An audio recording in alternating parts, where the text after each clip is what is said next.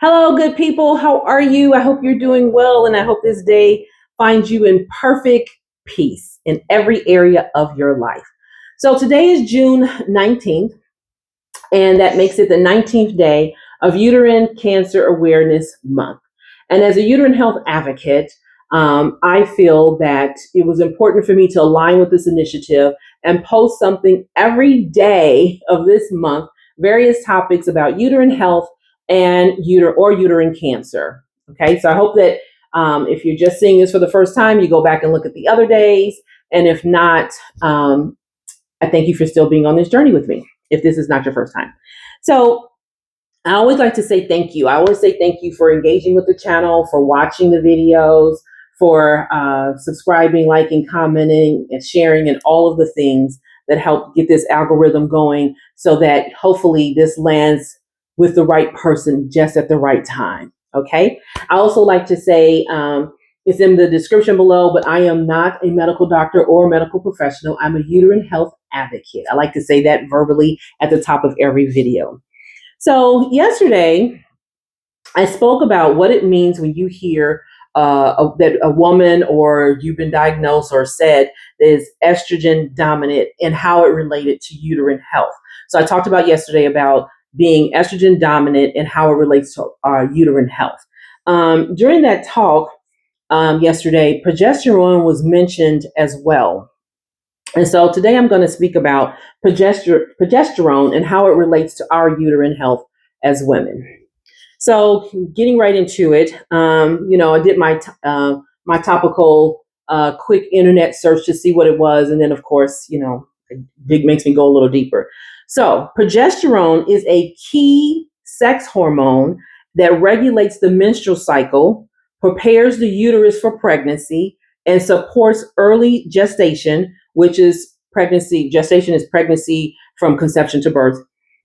So it does that thing. So the purpose of, so far, progesterone is a key sex hormone that regulates the menstrual cycle, prepares the uterus for pregnancy, and support early gestation as the baby is developing within the womb. So beyond reproduction, progesterone acts as a calming agent in the brain. It balances estrogen and it supports bone and mood health. So outside of reproduction, it is also a calming agent in the brain, balances estrogen, and supports bone and mood health. So that's progesterone. So when I was doing my research, there were a number of specific roles and functions that break down across several core areas. So I'm going to discuss those with you. I have four of them, four core areas that progesterone covers. The first area that progesterone covers is menstrual cycle and pregnancy. Under this, progesterone prepares the uterine for pregnancy. So it gets the uterine prepared. So after ovulation, progesterone thickens the lining of the uterus to prepare for the fertilized egg to be implanted. So it prepares. That's the preparation. Maintaining pregnancy. If conception occurs, progesterone levels rise to sustain the pregnancy and relaxes the uterine muscle. Menstruation. If pregnancy does not happen, progesterone levels drop, triggering the uterine lining to shed as a menstrual period. So we see in this particular area for menstrual and cycle and pregnancy, the progesterone does uterine preparation, helps maintaining the pregnancy, and it brings about menstruation. So it gets you, the uterine ready to get pregnant. And if you get pregnant, it helps you, during the pregnancy. And lastly, if you don't get pregnant, you get a period. The second function and roles of progesterone is brain and mood. Although it's not necessarily uterine, but it does affect our health. So I'm going to leave it in there. So the second purpose of it is it's a natural calm. Progesterone interacts with GABA receptors in the brain, which promotes relaxation, lower anxiety, and aids in sleep. We've seen over the last couple of days where, we know anxiety, stress, and lack of sleep does affect our uterine health in so many different ways. So, but progesterone is there to act as a natural calming agent, I'm going to say. And the second thing under brain and mood health is cognition. Healthy levels of the hormone progesterone have been linked to better verbal memory and overall cognitive function. So the second way is brain and mood, which is a natural calming agent, to promote relaxation, lower anxiety, and aid in sleep. The second factor under brain and mood is that healthy levels of hormones have been linked to verbal memory, better verbal memory, and overall cognitive function. So the third way that progesterone has a role and function in our body is hormonal balance and menopause support. So estrogen regulation is one. Progesterone helps to keep estrogen levels in check. I love that word or that phrase. If estrogen gets unchecked without enough progesterone, is often called estrogen dominance. It can lead to heavy periods or irregular bleeding. So it sounds like so far to me, progesterone is something that's a friend to women and much needed because it's checking estrogen when estrogen want to get out of pocket. So I'm liking that because from yesterday's topic, we see how being estrogen dominant, how it can really have some serious outcomes and effects on our body and our uterine health. So the second way is it also can be used as menopause therapy. In a menopausal women, progesterone is often prescribed alongside estrogen therapy, like menopause hormone therapy, to protect the uterine lining for overgrowth that estrogen can cause. So when it comes to hormonal balance and menopause, it's an estrogen regulator. So progesterone keeps estrogen in check. So estrogen is not running wild. And it's also a menopause therapy to protect the lining from overgrowth that estrogen can cause. The fourth and the last way that one of the roles of progesterone is contraception. So there are synthetic progesterones, man-made versions of progesterone that are widely used in hormonal births, such as mini pills, IUD, implants, injections to prevent ovulation and thin the uterine lining. So I would think to myself, although I'm not on contraception, by me being on progesterone, I do know that that is considered a man-made product because it's not an over-the-counter, but it is a prescribed medication that I have to take that hopefully is, managing and thinning the uterine lining.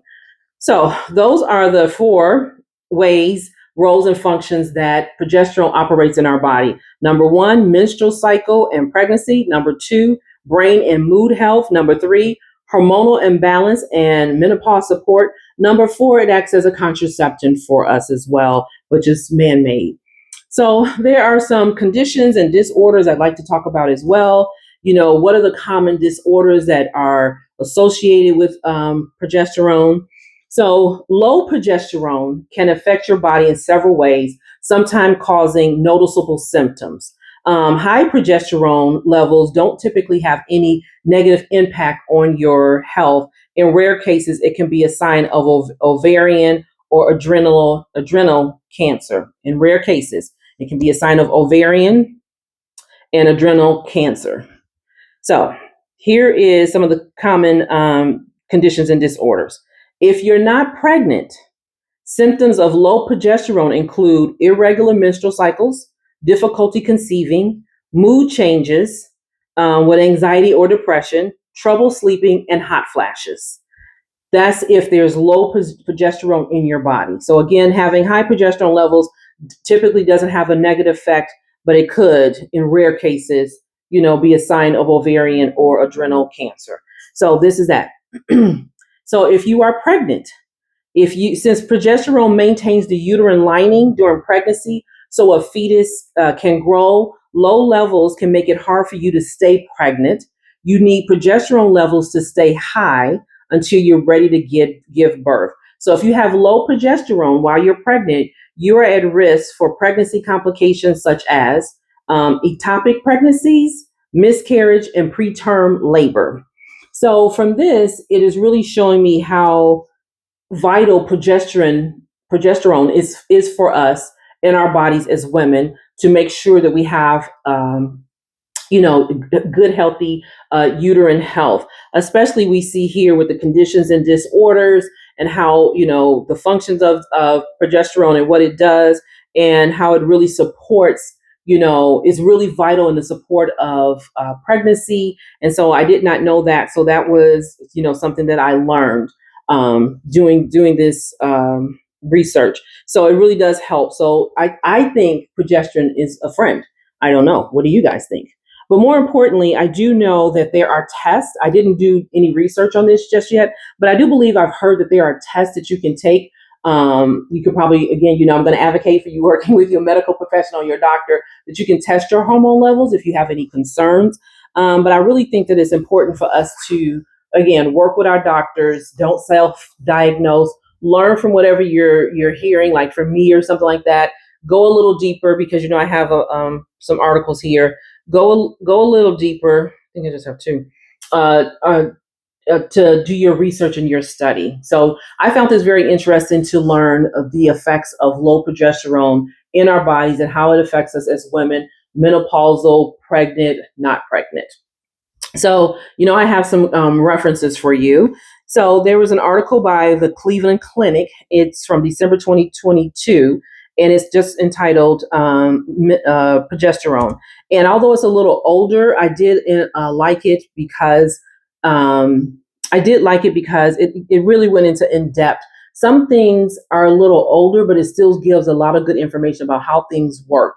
I like current articles because maybe some new procedure is happening that they haven't used before. So that is why I do like this one. So that is why I did this one. The second one I did was from a menopausal specialist. I think that's it's a website, and it was just recently updated January 2025. And it's understanding progesterone, its role, its use in HRT, which is hormone replacement therapy, intolerance, and the benefits of it. So those are the two references I have. There were a lot of them, but they were kind of just pretty much saying the same things about that. So now that we know that, maybe that's something that you can look into and talk to your doctor about if you feel like you're suffering from any of these or, a little concerned, you want to check your hormonal level. So I hope that this information was very helpful to you. And I hope that all the previous you can see how all of the previous topics are kind of like blending in, and I'm trying to go a little deeper because a lot of things that I've been reading was talking about the estrogen dominant and how progesterone is there, like this just said, to check, the estrogen and keep us uterine healthy. So I hope this information was healthy. Healthy, yeah. I hope this information was helpful for you. Again, if you're feeling any symptoms, any sickness, any kind of discomfort, please, know that you are worth it. Go to the doctor, get checked out, do further research.